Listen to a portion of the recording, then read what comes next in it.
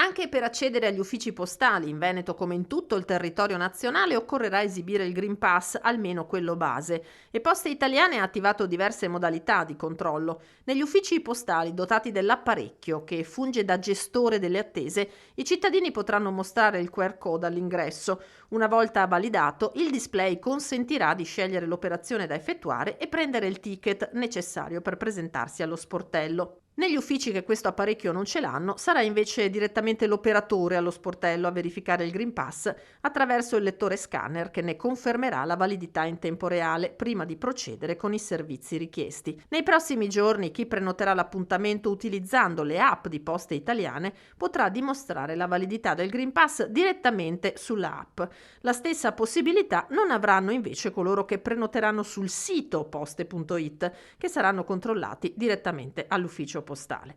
Dando questo ventaglio di possibilità, Poste conta di evitare che le verifiche, obbligatorie per legge, creino code e lunghe attese.